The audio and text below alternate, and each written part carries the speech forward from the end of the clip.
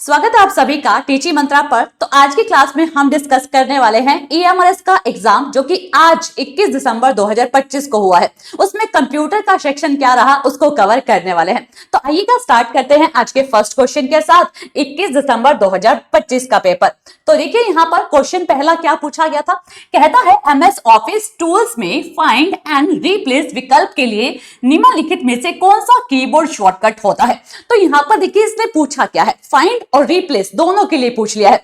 अगर सिर्फ फाइंड पूछता तो हम क्या करते हैं, वहां पर कंट्रोल एफ का इस्तेमाल करते हैं, लेकिन इसने फाइंड रिप्लेस साथ में पूछा है तो ये आपके किस में हो जाता है, कंट्रोल प्लस एच में हो जाता है। कंट्रोल एक्स आपका कट के लिए होता है, कंट्रोल वाई आपका रीडो के लिए होता है। तो ये आपको ध्यान रखना है, ठीक है। तो ये मैंने यहाँ पर शॉर्टकट कीज का जो आपको सेशन लिया था उसमें सारा बताया था, जो कि इस तरह से मैंने डिजाइन करके आपको बताया था। तो आप प्लेलिस्ट में जाके इससे दोबारा भी देख सकते हैं और ये पीडीएफ आपको टेलीग्राम पर दे दिया गया था, तो आप इसको पूरा रीड कर सकते हैं। आगे जिनका केवीएस का, एनवीएस का, सीबीएसई का एग्जाम है तो वहां पर आपको ये हेल्पफुल रहेगा। चलिए नेक्स्ट क्वेश्चन देखिए। नेक्स्ट क्वेश्चन क्या था, कहता है निम्नलिखित में से कौन सा आईपी पता अमान्य है IPv4 के अनुसार। किसके अनुसार पूछा है इसने, IPv4 के अनुसार कौन सा आईपी यहाँ पर जो है पता जो है गलत है, ठीक है, ये आपको बताना है। सबसे पहले आपको पता होना चाहिए कि IPv4 में यहाँ पर जो आपका ऑक्टेट डेसिमल नंबर्स होते हैं वो आपके कितने होने चाहिए, 0 से 255 के बीच में होने चाहिए, ठीक है जी, 255 के बीच में होने चाहिए। तो यहाँ पर आप ध्यान से देखिएगा, 202 है, 102 है, 102 है, 11 है, ये तो बात ठीक है। 121, 121, 191, 191 ये भी ठीक है। यहाँ पर है 21, 101, 1 और 1010। तो 1010 क्या हुआ, यहाँ पर 255 से क्या पहुंच गया है, ऊपर पहुंच गया है, इसलिए यहाँ पर जो है ये क्या हो जाएगा, गलत हो जाएगा। तो यहाँ पर पूछा क्या था, अमान्य कौन सा है, अमान्य यानी कि नहीं वाला आपको बताना था। तो राइट आंसर यहाँ पर ऑप्शन नंबर सी हो जाएगा, नॉट के लिए, ठीक है। तो यहाँ पर याद रखिएगा आपकी ऑक्टेट डेसिमल वैल्यू जो है कितनी होनी चाहिए, 0 से 255 के बीच में होनी चाहिए, तभी ये मान्य होता है। ओके चलिएगा, अब चलते हैं नेक्स्ट क्वेश्चन पर। नेक्स्ट है आपका निम्नलिखित में से कौन सी वेबसाइट या फिर ऐप वैश्विक स्तर पर लोगों को जोड़ते हैं और उन्हें ऑनलाइन विचार, फोटो, वीडियो और संदेश साझा करने में सक्षम बनाते हैं। Social media platform, e governance portal, e commerce website, search engine. तो देखिए आप देख पा रहे हैं आजकल सोशल मीडिया जो है इस स्तर पर पहुंच चुका है जिसके माध्यम से आपके पास कोई भी फोटो आ जाती है। देखते हैं ना कि आपके पास कोई भी अपडेट आया, कोई भी नोटिफिकेशन आया, आपके पास टेलीग्राम के माध्यम से पहुंच जाता है। कोई भी इंफॉर्मेशन आती है यूट्यूब पर वीडियो के माध्यम से आप तक पहुंच जाती है। तो ये सभी क्या है, ये सभी सोशल मीडिया प्लेटफॉर्म के माध्यम से ही तो हो पा रहा है। तो यही इसने कहा है कि वैश्विक स्तर पर लोगों को जोड़ती है और उन्हें ऑनलाइन विचार, फोटो, वीडियो आदि संदेश साझा करने में क्या करती है, सक्षम बनाती है। तो आगे यहाँ पर ये सभी किस लिए इस्तेमाल होते हैं, आइएगा इनको भी जानते हैं। तो यहाँ पर देखिएगा सोशल मीडिया प्लेटफॉर्म मैंने आपको बताया, जो कि जैसे कि फेसबुक, इंस्टाग्राम, टेलीग्राम हो गया, व्हाट्सएप हो गया, ट्विटर हो गया, सभी के माध्यम से होता है। और यहाँ पर विचार हो गए, आपके फोटोज हो गए, वीडियोस हो गए, संदेश हो गए, तो साझा करने में सुविधा प्रदान करता है क्या, सोशल मीडिया प्लेटफॉर्म। बाकी ई गवर्नेंस पोर्टल आपकी सरकारी सेवाओं के लिए होता है। यहाँ पर ई कॉमर्स वेबसाइट जहां पर ऑनलाइन खरीदारी के लिए जो है यहाँ पर किया जाता है, ठीक है। सर्च इंजन जानकारी खोजने के लिए, और जानकारी किस पर खोजते हो आप, गूगल पर खोजते हो, याहू पर खोजते हो, है ना, बिंग पर खोजते हो। तो ये सभी क्या है, आपके सर्च इंजन है। तो ये आपको ध्यान रखना है, ठीक है। चलिएगा नेक्स्ट पर देखिएगा, वेरी वेरी इंपॉर्टेंट, हर क्लास में मैंने ये क्वेश्चन आपको करवाया है जहां पर इस पिक्चर के माध्यम से मैंने आपको समझाया है। तो यहाँ पर देखिए 1024 यहाँ पर पूछा है कि डैश है कि 1 गीगाबाइट है ना, 1 गीगाबाइट है। तो ये जो है किसके बराबर होता है, ये आपसे पूछा गया है। तो इस पिक्चर में यहाँ पर देखिएगा क्या कहा इसने, गीगाबाइट है और यहाँ पर 1024 है, तो यहाँ पर क्या होगा, मेगाबाइट हो जाएगा। क्या हो जाएगा, मेगाबाइट हो जाएगा। तो राइट आंसर क्या बन जाएगा, ऑप्शन नंबर सी बन जाएगा, ठीक है जी। तो मैंने जितनी भी शिफ्ट देखी है आपकी 13 दिसंबर को पेपर हुआ, 14 दिसंबर को 2 शिफ्ट में मैंने आपको पेपर करवाए। तो दोनों यहाँ पर तीनों ही पेपर में ये क्वेश्चन पूछा गया था। ये क्वेश्चन इन द सेंस इस पिक्चर से क्वेश्चन पूछा गया था, घुमा फिरा कर क्वेश्चन पूछ लिया, लेकिन इस पिक्चर को अगर आप क्लियर समझ गए तो क्वेश्चन गलत होगा ही नहीं आपका, ठीक है, इस बात को ध्यान रखिएगा। आइएगा नेक्स्ट क्वेश्चन पर देखिए, माइक्रोसॉफ्ट का एक शक्तिशाली शक्तिशाली जनरेटिव एआई टूल जिसे टेक्स्ट, इमेज, ऑडियो, कोड जैसी विभिन्न प्रकार की सूचनाओं को समझने और उनके साथ इंटरनेट करने के लिए डिजाइन किया गया है। किसको किया गया है? कोपायलट को किया गया है, जेमिनी को किया गया है, चैट जीपीटी को किया गया है, या फिर परप्लेक्सिटी को किया गया है। तो यहां पर देखिए, आपने देखा होगा चाहे 14 दिसंबर के मैंने 2 शिफ्ट के आपको पेपर करवाए, 14 दिसंबर शिफ्ट 1 शिफ्ट 2, तो दोनों ही पेपर में क्या पूछा गया था? चैट जीपीटी पूछा गया था। वहीं पर मैंने आपको बता दिया था कि एआई से आपके जो है क्वेश्चन पूछे जाएंगे। तो एक क्वेश्चन आज के पेपर में भी एआई से आ चुका है, इनके बारे में थोड़ा सा समझ लेते हैं, फिर आपको क्लियरली सब हो जाएगा। चलिए देखिए, कोपायलट यहां पर देखिए क्वेश्चन की डिमांड सबसे पहले यहां पर क्या थी? माइक्रोसॉफ्ट का एक शक्तिशाली है, माइक्रोसॉफ्ट के थ्रू पूछ लिया है। अब यहां पर देखिए, कोपायलट माइक्रोसॉफ्ट का एक जनरेटिव एआई टूल है जो कि टेक्स्ट, इमेज, ऑडियो, कोड जैसे विभिन्न प्रकार की जानकारी को समझने और उन्हें इंटरेक्ट करने के लिए बनाया गया है। ठीक है, तो ये आपका जो है माइक्रोसॉफ्ट के लिए क्या हो जाएगा? कोपायलट हो जाएगा। बाकी जेमिनी ये आपका गूगल का एआई टूल है, chat GPT open AI tool है आपका, परप्लेक्सिटी आपका एआई बेस्ड सर्च टूल है। तो ये आपको ध्यान रखना है, ताकि आपके एग्जाम में जो कि केवीएस, एनवीएस, सीबीएसई का अभी एग्जाम होना है टियर 1 का, जहां पर कंप्यूटर पूछी जानी है, तो वहां पर इस तरह का क्वेश्चन आ सकता है। तो ये आपको क्लियर होने चाहिए। और ये पीडीएफ आपको मिल जाएगी कहां पर? टीचिंग मंत्रा टेलीग्राम पर, डिस्क्रिप्शन में लिंक है, वहां पर आपको ये पूरा पीडीएफ मिल जाएगा। ठीक है, तो ये राइट आंसर क्या बन जाएगा? ऑप्शन नंबर ए बन जाएगा। चलिए नेक्स्ट क्वेश्चन पर चलते हैं। नेक्स्ट क्वेश्चन देखिए, निम्नलिखित में से कौन सा एक open source word processing tool का उदाहरण है? किसका पूछा इसने? ओपन सोर्स वर्ड प्रोसेसिंग का पूछा है। तो नोटपैड है, राइटर है, वर्ड है, पेज मेकर है। तो इसको थोड़ा सा समझ लेते हैं, फिर करते हैं। यहां पर देखिएगा, राइटर यहां पर क्या है?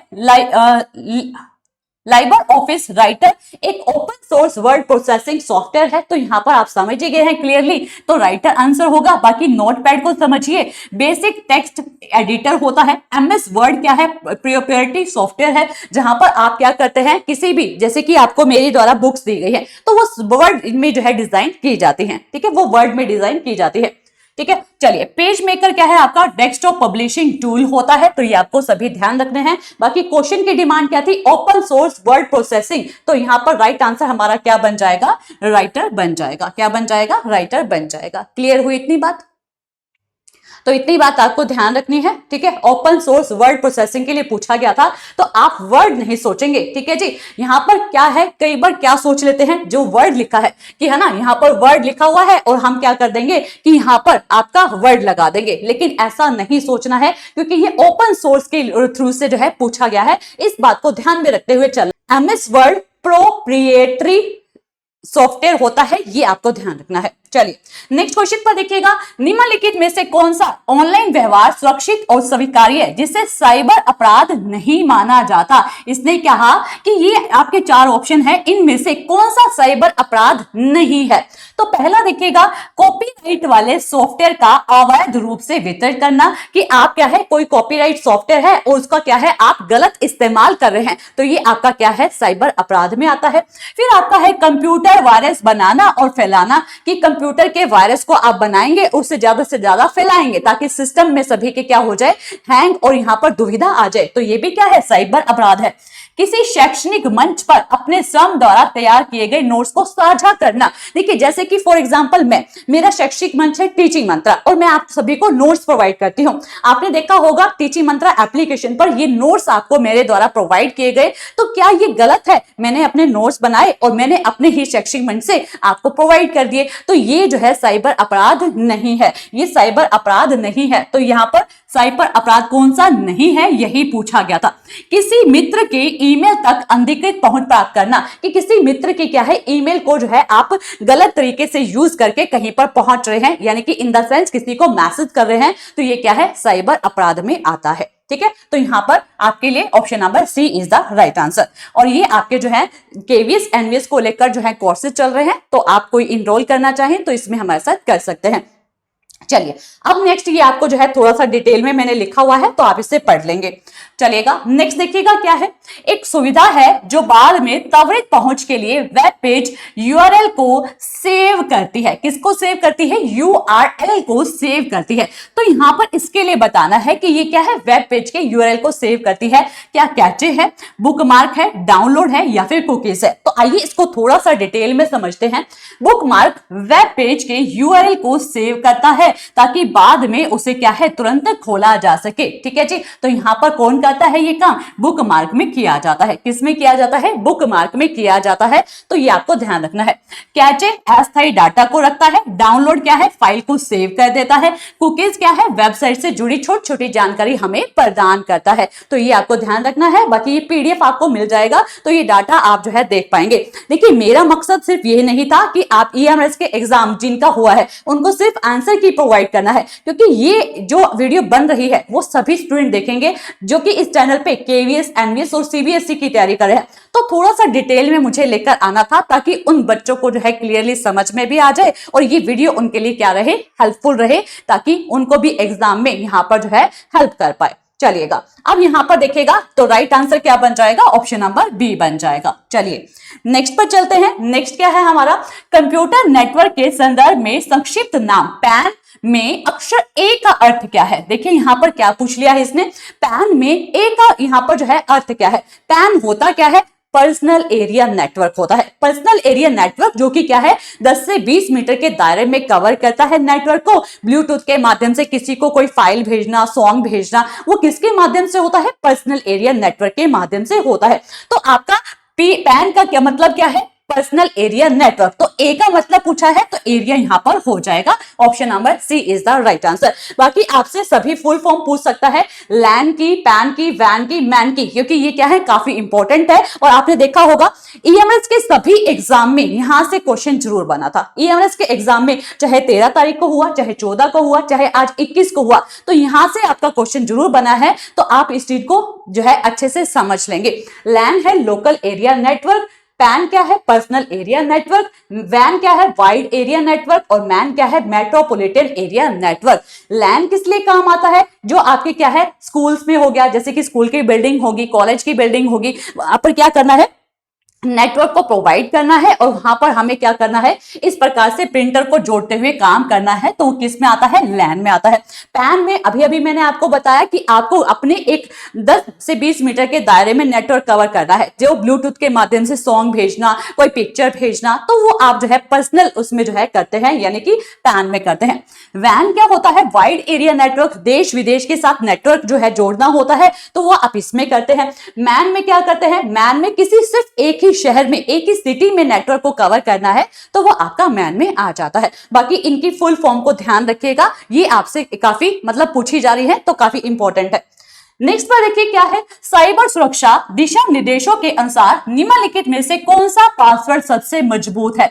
यहां पर आपको बताना है पासवर्ड कौन सा मजबूत है। देखिए 14 दिसंबर को जो है शिफ्ट 1 में जो एग्जाम हुआ था ना, वहां पर सेम मतलब मिलता जुलता क्वेश्चन पासवर्ड को लेकर पूछा गया था, तो वहां पर भी मैंने डिटेल में बताया था और आज भी यहां पर थोड़ा सा डिटेल में मैं आपको बताना चाहूंगी। तो देखिए स्ट्रॉन्ग पासवर्ड में जो है सामान्यतः ये गुण होने चाहिए, जहां पर बड़े अक्षर हो, है ना, जहां पर छोटे अक्षर भी हो, जहां पर नंबर्स भी हो, विशेष चिन्ह भी हो, अनुमान लगाना क्योंकि क्या हो जाता है, कठिन हो जाता है। जब ये सभी चीजें आप देखेंगे तो वहां पर किसी को अनुमान लगाना कठिन हो जाता है, पासवर्ड वो नहीं खोल पाता है। ठीक है, तो यहां पर जो ये वाला पासवर्ड है ना, ये वाला पासवर्ड ये क्या है, बिल्कुल सही है, जो कि सभी तत्व इसमें मजबूत यहां पर मौजूद हैं, ये वाले जिसमें बड़े अक्षर भी हैं, छोटे भी हैं, अंक भी हैं और विशेष चिन्ह भी आते हैं। तो यहां पर जो आपका ये वाला पासवर्ड है ये बहुत ही मतलब सामान्य नॉर्मल है। ये वाला भी क्या है, ज्यादा इस्तेमाल होने वाला है, कोई भी सिंपल नंबर डाल देगा, ठीक है, और व्यक्तिगत जानकारी और प्लस आसान पैटर्न इसमें दिया गया है, तो इसको इस्तेमाल आप नहीं कर सकते। स्ट्रॉन्ग पासवर्ड के लिए ये सभी आपको इसमें डालने होंगे। तो यहां पर राइट आंसर हमारा बन जाएगा ऑप्शन नंबर डी बन जाएगा। ठीक है जी, ऑप्शन नंबर डी बन जाएगा। आई होप आप सभी को जो है ये सभी क्वेश्चन बहुत ही आसान भाषा में मेरे द्वारा मतलब कवर करवाए गए हैं और आपको समझ भी आए होंगे। 10 क्वेश्चन पूछे गए थे, 10 को मैंने एक्सप्लेन कर दिया है। तो कोई डाउट हो किसी को जो भी तैयारी कर रहे हैं हमारे साथ केवीएस, एनवीएस, सीबीएसई को लेकर, तो मुझे कमेंट सेक्शन में जरूर बताइएगा, ताकि मैं नेक्स्ट क्लास में आपको जो है समझा पाऊं। ठीक है जी। और बाकी ये बैचेस हमारे चल रहे हैं टीचिंग मंत्रा एप्लीकेशन पर, जिसमें सिलेक्शन बैच, जिसमें सभी सब्जेक्ट आपके कवर करवाए जा रहे हैं, चाहे जीएस हो, इंग्लिश हो, maths, reasoning, computer, Hindi, English सभी कवर हो रहे हैं। जिसको सिर्फ दीपक सर के साथ मैथ और रीजनिंग पढ़ना है तो मैथ और रीजनिंग के लिए भी बैच अवेलेबल है।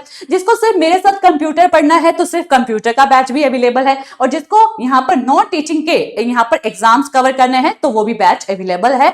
तो आप यहाँ पर हमारे साथ एनरोल कर सकते हैं। और ये मेरे द्वारा जो है आपको नोट्स प्रोवाइड किए जा रहे हैं, जो कि क्या है, सिर्फ कंटेंट को लेकर है। सिर्फ कंटेंट को लेकर ये जो है नोट्स आपके होने वाले हैं। बाकी पीवाईक्यू के नोट्स सभी के लिए बिल्कुल फ्री है। पीवाईक्यू के लिए मैंने नोट्स बनाए थे in the sense with solution, तो वो सभी के लिए फ्री हैं। तो आप क्या करेंगे, टीचिंग मंत्रा एप्लीकेशन को डाउनलोड करेंगे, वहां पर स्टडी मटेरियल के ऑप्शन में आपको पीवाईक्यू की बुक जो है प्रोवाइड कर दी गई है, जो कि फ्री ऑफ कॉस्ट है सभी के लिए। तो जाइए डाउनलोड कीजिए और उनकी यहाँ पर जो है प्रैक्टिस ज्यादा से ज्यादा कीजिए। ठीक है। बाकी कंटेंट की बुक लेना चाहते हैं तो ये आपके लिए जो है थोड़ी सी मतलब कॉस्ट में है, तो आप जो है इससे जो है अवेल कर सकते हैं। चलिए फिर मिलते हैं नेक्स्ट सेशन में। Thank you so much. Channel को सब्सक्राइब कर लीजिएगा ताकि हर प्रकार की इंफॉर्मेशन और आपको क्लासेस का नोटिफिकेशन मिलता रहे। धन्यवाद।